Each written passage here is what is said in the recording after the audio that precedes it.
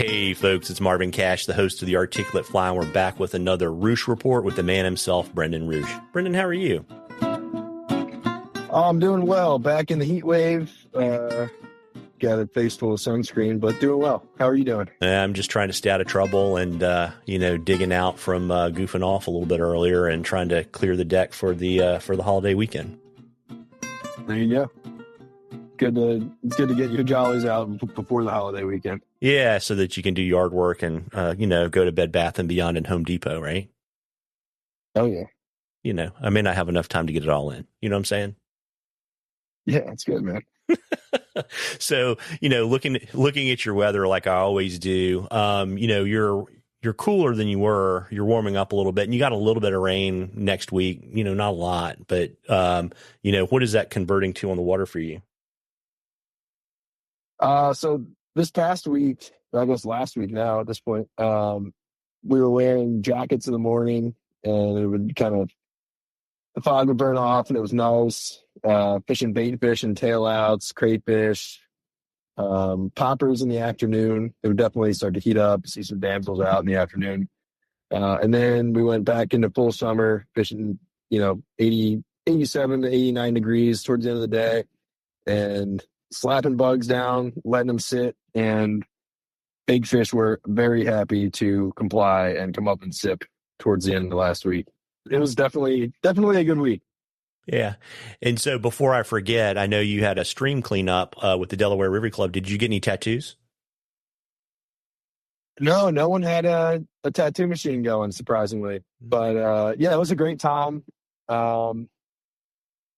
I had the easiest job of being in a drift boat and just kind of rode my buddy's drift boat around with some trash in it. But yeah, there were so many volunteers that were on kayaks and canoes that were finding the tires, finding the metal objects, and helping put them in drift boats. So I think it's a really great event, and there's a lot of hard work that went into it. And the after parties, Friday and Saturday nights, were really fun and very wholesome. There you go. And any idea, kind of from a tonnage perspective, how much trash you guys picked up? I wish I knew that. It is on the Delaware River Club's Instagram page. I just don't know off the top of my head. Well, I'll drop that in the show notes so people can check that out. And, got a couple questions for you. The fun question is from Pintus Fish, and he wanted to know, are you willing to sell your fall fish taxidermy collection? I think that's going to have to stay in the family, whether that's going to go to future children or maybe just, to some close friends. They'll definitely be in the will, but definitely I'm not selling them. No way. Yeah. So how many do you have? Right now I have baker's dozen, but there's still room for that 20-incher. I'm really going for it. Throwing a lot of casts out there, just kind of praying that one of these times it's going to be a 20-inch fall fish instead of a 20-inch bass. Yeah. Well, if you start throwing like number 2 jighead pheasant tails, you should get hooked up. Yeah, I mean, I tied some Clouser minnows just for fall fish, really. So hopefully they'll pay off for me. Well, there you go. I got a question from Brendan for you. He wanted to get your thoughts on, how you attack fishing when the water temperatures are swinging, high to low and back to high again. If the swings don't totally turn the fish off for like brief windows, there's definitely a chance where you go out and it was like crazy cold the night before compared to the night prior to that. Sometimes they won't really be eating. They'll be kind of passive. Other times, you can find fish willing to eat, mostly going to be subsurface. Like if it happens in the summertime, like we had last week, just finding fish in more ambushy, kind of quicker water.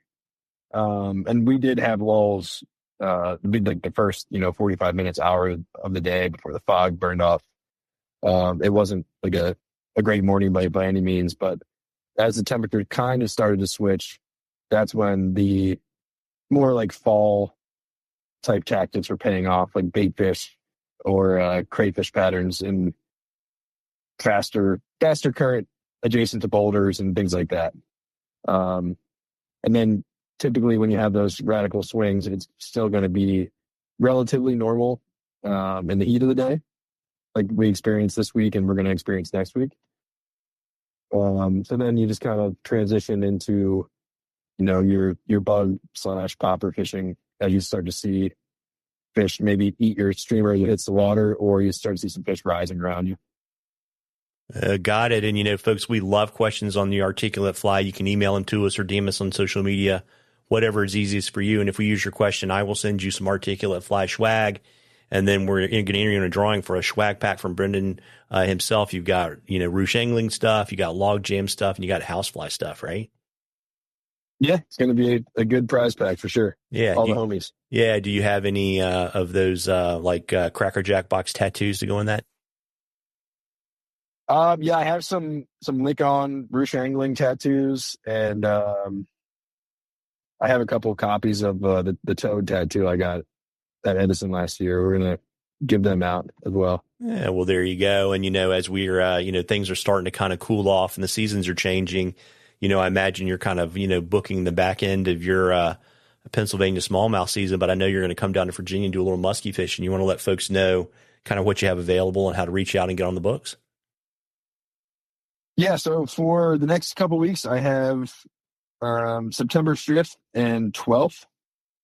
And October, I have quite a bit of availability. If you want to get out and do some smallmouth streamer fishing, fish can fall feed bag on. I feel a little nervous saying this, but I just picked up my jet boat today from the jet boat doctor, and that may be in play in October. Kind of fishing more of the big river stuff, faster current, bigger flies, bigger fish, cold water. And as far as the Virginia stuff, you can just reach out. I'll be doing block dates down there because I won't be down there the whole season, but feel free to reach out at Brendan Ruch on Instagram, Ruch Angling on Facebook, and also Brendan Ruch on Facebook. Well, there you go. Well, listen, folks, I want everyone to have a safe and relaxing Labor Day weekend. And as I always say, you owe it to yourself to get out there and catch a few. Tight lines, everybody. Tight lines, Brendan. Take care, Marvin. Go catch a few.